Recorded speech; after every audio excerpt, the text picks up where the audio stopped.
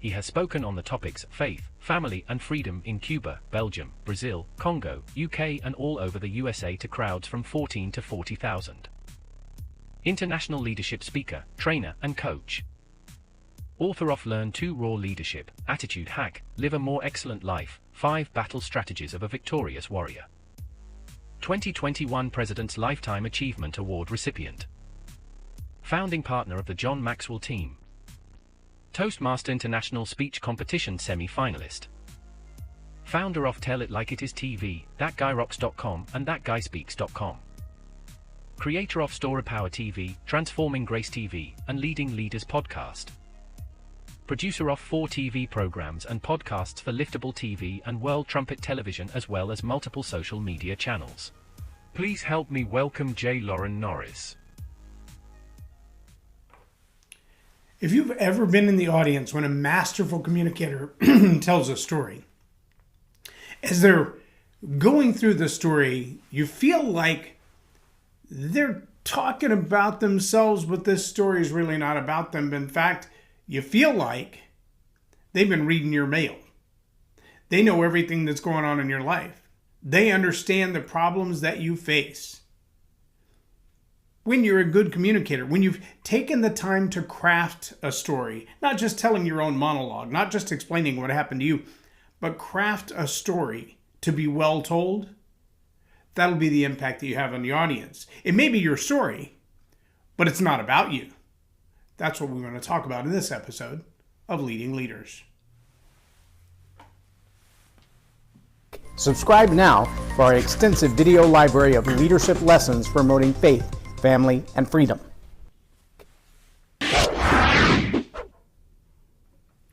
I'm J. Loren Norris with Leading Leaders Podcast, and I can tell you it takes an art form to craft a story that other people feel themselves in. See, the common emotions of life, the frustrations, the anxieties, the joy, the happiness, the pain, the sorrow, the loss, the loneliness, the forgetfulness. See, these are all common emotions, common to all humans. All humans in all societies feel them. Sometimes for a little different reason. Culturally, there are distinguishing factors about what kind of emotion goes with what kind of relationship. And there are different levels of maturity in religious ideologies and political ideologies that would cause you to feel differently about a given situation. I mean, if a car has an accident because a pet ran out on the road, some people are more upset about the damage to the car than they would have been running over the pet. Well, let that sink in a little bit, though, because about 2 years ago, there was a headline news story of a lady who was driving through the countryside, and I believe it was a family of ducks began to cross the road. Well, she's cruising down a country highway at 50 or 60 miles an hour. Behind her was a motorcycle. And the driver on that motorcycle couldn't stop as quickly as she did in her car. She saw the ducks, panicked, slammed on her brakes. He couldn't stop fast enough, hit the back of her car. But his passenger was his 9-year-old daughter. Father and daughter were both killed in that accident. Now, I understand if you value ducks. But if you had to make the choice between a family of ducks and a father and daughter, would you have chosen the ducks? See, the emotion that goes along with that's pretty high. And if you've ever lost a loved one to a motorcycle accident, you might hate the motorcycle more than the ducks. You might hate the motorcycle more than the lady who slammed on her brakes out of panic because she didn't want to hit the baby ducks. But the fact that she didn't look in the rearview mirror meant now she has manslaughter charges against her over ducks. No, not because she killed the ducks, but because she killed a couple of humans in reacting to the ducks. Now, if we were to put that story out as a survey into a crowd of, say, 100 people, there would be people who said, well, if I saw ducks in the road, I would slam on the brakes too. The poor little innocent ducks, they did nothing. And the stupid father, he chose to ride a motorcycle. And there would be people who would be like, oh my God, I can't believe you even think that way, that you would value duck life over human life. And there would be people who'd be like, what kind of moron slams on their brakes without looking in the mirror? And see, all of these emotions are genuine and they're all real.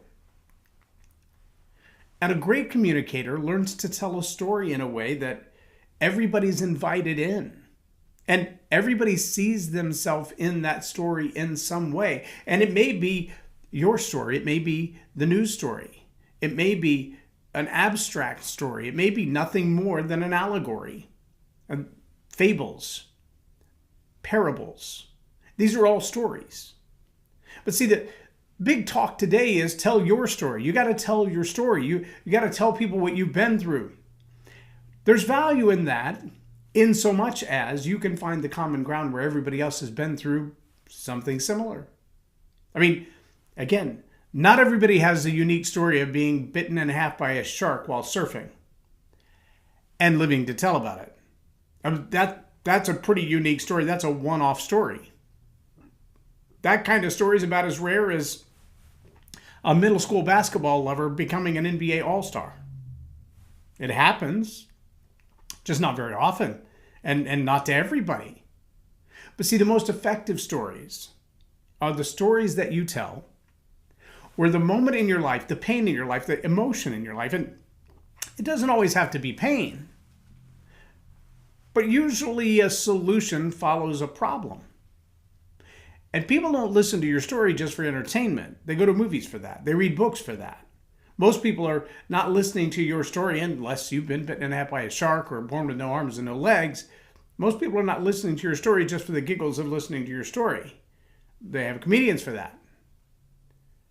But if you're telling a story about a moment that happened in your life, and you've identified a pain or a problem that's common to thousands of people, but you've found a way to overcome that pain, to solve that problem, to bring an end to the challenge, a solution to an obstacle, that's why people are listening to your story. I mean, I could show you all the books in my library and you would see that they all have one common theme. They solve a problem.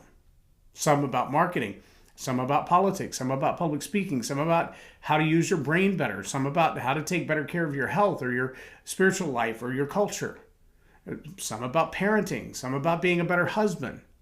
But every one of the books on the shelf in my library have one thing in common. They solve a problem. Now, some of them are better written than others. And by better written, I mean some of them kind of bounce around the problem for a long time, and by the time you get to the end, you realize whoever wrote this book didn't really have the solution to this problem. They're still struggling with it. And it's still kicking their butt on a regular basis. Whether that's addiction or it's deep, dark thoughts or it's self-loathing, whatever that problem is, they haven't figured out the financial world. There's a book that it comes up commonly. It's a business book called Good to Great by Jim Collins. And he makes some really good points about successful businesses. The irony is, I don't know that any of the businesses he highlighted as super successful businesses when he wrote the book Good to Great, I don't know how many of those businesses are still in business. So was it a long-term solution that he offered for them? Was it a collection of wisdom from days gone by? Would the rules, the principles, the ideas still apply today if all of the businesses that were applying them then are now out of business? That's a really good question. It'd be fascinating to see someone who's got greater success rewrite the book, Good to Great. What does it take? What does it take to survive today? How much has the business world changed since that book was written? See, the stories that are the most powerful when they're told from the platform or on a webinar or in a book are the stories that are universally true. The ones that say, here's a problem I had with understanding my wife. I mean, comedians still play on the differences between men and women in the most simple and yet hysterical ways. I heard, in fact, Jerry Seinfeld say just the other day, most women claim their husbands don't hear them. I've never heard my wife say that. Yeah, let that one sink in for a minute. Because I've never heard my wife complain that I don't hear her. Because I'm not listening, right? That's kind of the challenge, but it's also the butt of the joke. And the reality is men have selective listening, especially if the football game is on. I mean, you could set the house on fire, and if that play is important, they're going to be watching that play, not running from the fire. They have priorities. And when you understand that that's true of the human experience, you understand the differences between men and women as they happen in middle school and high school and college and marriage, parenting. The way we parent is different. I was chatting with a lady just last night, a coaching client who has 3 boys. She has no daughters. She has 3 boys, all under the age of 10. And my baby boy is 25, so it's been a minute since I raised boys. But I have 10 grandchildren, and 8 of those are boys. And they range in age from 1 to 16. And I find that even in this now 3rd generation of boydom in my world, boys are boys. Oh, their toys are different.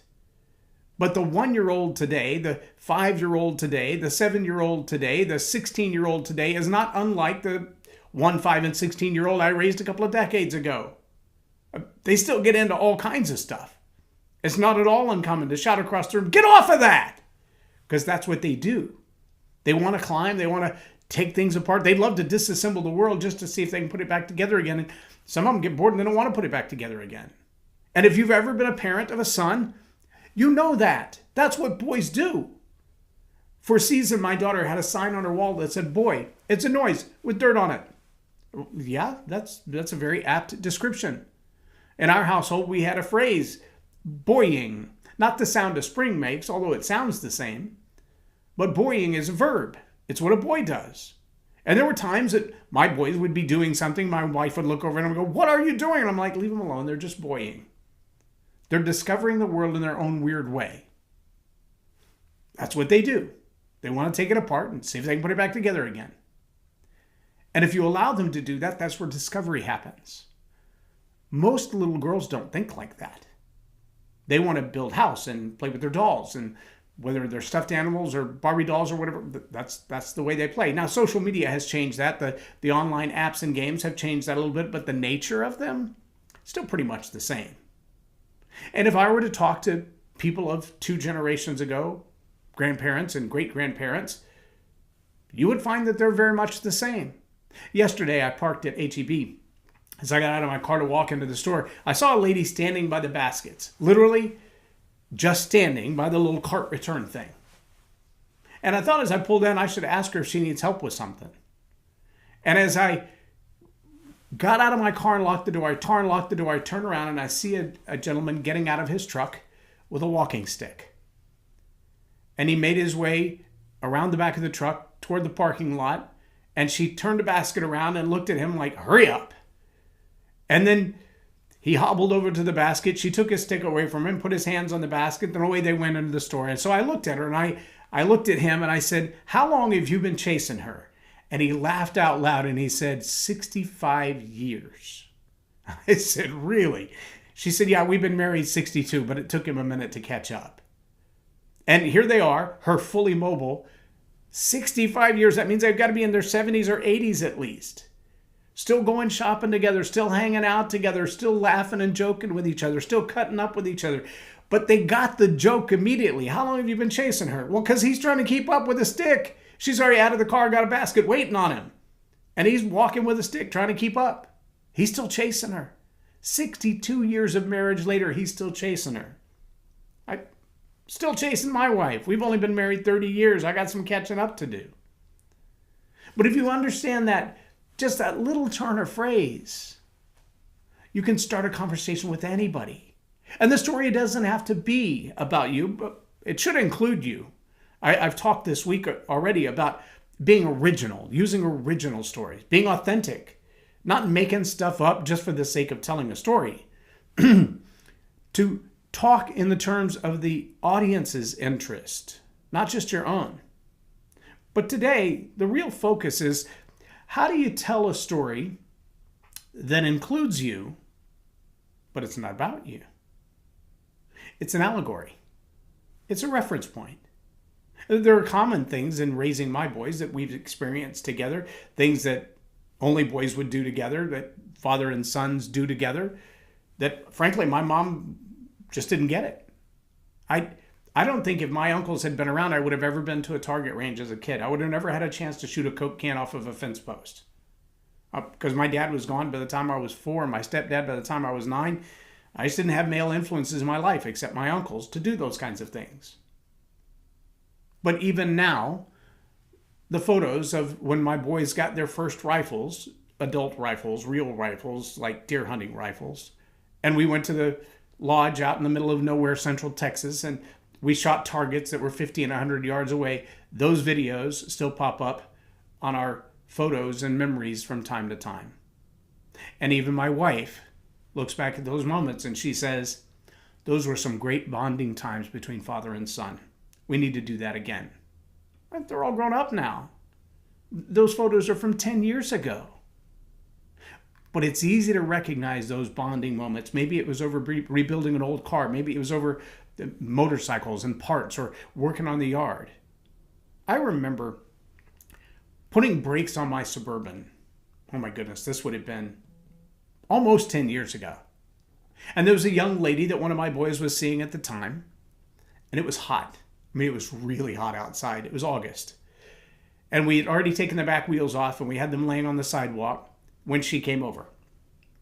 And she saw what we were doing. We're all three of us, covered to our eyeballs in grease and brake dust and everything else. And she looked at us and she said, this is so cool seeing you guys do all this together. Can I play?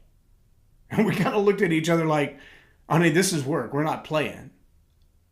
But she went inside and took off her fancy little shirt and borrowed somebody else's tank top, and she came back out. And by the time we were done, she had grease in her eyebrows as well.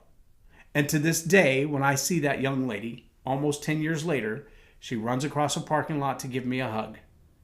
And she says, I'll never forget the day you taught me to change brakes on a truck. Okay, not a typical girl thing, but she's not a typical girl either. The reality of these bonding moments can be anything, just spending time together. Now, if you listen to that story and you think to that story, that's not me. I wasn't in the story. I wasn't a part of it. I'm not either one of your two sons, and I wasn't that girl. That's fine. But I'd be willing to bet, if I just polled the audience, there's at least one young lady out there, I can think of one right now, whose dad has, I believe it's a 52 Chevy pickup, which is one of those that I've always wanted, the 50 to 54 bubble pickups, with some of them with the 5 window. Sweet, sweet old trucks. I love those old trucks. I love their shape and their style. But I know that her dad had one, and he made it a resto mod. It was really quick with a little LS motor in it, and a really special truck. And she spent many years idolizing that truck and loving that truck. And today, she's a grown woman with grown children and grandchildren. And she still gets a little emotional when she talks about that truck. She spent hours in that truck with her brothers. She's told me stories about them dragging an RV home with a pickup. I mean, she's been in the thick of it, raised with all these boys. One of the ladies that I do a lot of coaching with is the only daughter in a group of 6 or 7 children. She's the one girl out of 6 boys.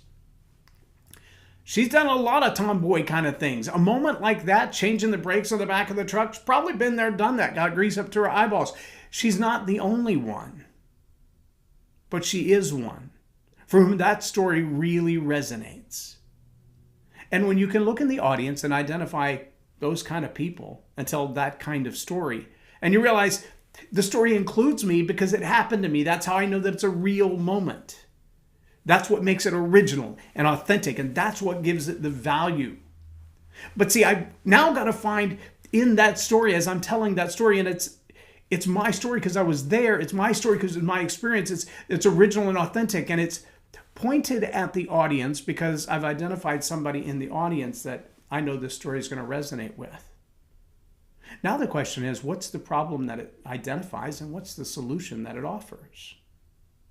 Now, I could be really low-hanging fruit with that story and say, listen, anytime you have a chance to create that bonding moment with your kids or anybody around you, some of those kids, I've got one in the family right now that's been dating my son for a while. She grew up in foster care. And probably within a month or two, every time she got off the phone with my wife, she said, "I love you." And my wife responds, "I love you." Why? Well, because that's who we are. But when you grew up in foster care, having real parents who put up with all your silliness, tell you when you're wrong, walk with you through all of the struggles, that's an oddity. It's not real common when you've lived in foster care. Sometimes you have adopted parents and they really dig in and they do a good job. And sometimes you're not that lucky. But she's been around for 2 years now. She might be around longer than that. Who knows? But for now, she's found family. Or as Stitch would say, Ohana, it means family. It's small and it's broken, but it's good. See, when you allow somebody to come into your life and become a part of your family, those bonding moments, they might look different for everybody. Maybe you don't go fishing. Maybe you don't go hunting. Maybe you don't work on cars, but it happens in the kitchen. See, now all of a sudden we've taken that one story and stretched it a little bit, not by making things up, not to embellish or lie, but to say, how do we include other people? Later on, we'll talk about the avatar window. The avatar window is a technique that I use in storytelling to invite people in that don't immediately see themselves in the story. But if you've been that lonely child, if you've been that foster care child, if you've been the one kind of left outside the circles that you never felt included, if you just had a chance to go back to your 13th or 14th or 15th birthday and say, I want to play. Can I put on my scrubby clothes and help change the brakes on your car? How many times would somebody have said, no, this is a little more technical. This is not a girl's job. Versus, all right, grab a wrench. Let me show you what to do. And sometimes the decision is that simple. And the impact is lifelong. That's the value of a story well told. That's the value of a story well crafted, well selected. Walking through the elements of that story so many times in your head. The people, the players, the conditions, the situation. Notice there's not a whole lot of word picturing in that. We'll talk about that later as well. What is the value of a co-opted enthymeme? It's the value of emotion. But when you can learn to use some of those techniques in telling the stories that you tell, it doesn't take 30 minutes to tell it. I'm literally intentionally creating 25-minute episodes of this because they're broadcast on television networks and they like the 25-minute episodes so they can sell ads around it. But I can teach you to tell stories in 2 minutes or less. There's an art form to it. It starts with selecting the right story and then utilizing the story that best fits the audience that's in front of you at the time. That's why I tell my clients, you don't need one story. You don't need just your life story. You need a collection of stories, a collection of events and incidences that you can lay out there where people see themselves in the story. It might be your story, but it's not about you. You become the allegory. You invite them into the pain to say, I've seen your pain. I've been there. I've been through exactly the same thing. I know what it feels like. And I have a solution. I found what works. It worked for me. It's worked for others. It'll work for you. And if you'll apply the solution that I found, it'll change your life. It'll bring true transformation into your life. That's the purpose for telling stories. To invite people into a moment where they say, you know what I feel like, because that's like you're telling my story. But I didn't find a solution yet. I got one for you. Take the time to look at the stories. I mean that literally. Write down the stories that you use commonly. Look at the words and ask yourself, am I focused too much on me? Or am I telling a story that includes me, but it's really about the people that I'm trying to help? When you get to the place where the story includes you and a cast of characters that look a lot like your audience, but the story is really about the people you want to help, you'll find that they feel like they're sitting in the audience listening to you tell their story. Because it's really not about you. It's about them. I'm J. Loren Norris with Leading Leaders Podcast for Tell It Like It Is TV. Have a blessed day. Lauren is a master teacher on storytelling, and I learned so much. I'm really going to have to sit down and go back through everything, and I think I might have to have some more coffees with Lauren, but it was totally worth my time, and I really highly recommend it if you're looking to grow your ministry, grow your business, grow your career. Lauren will serve you well.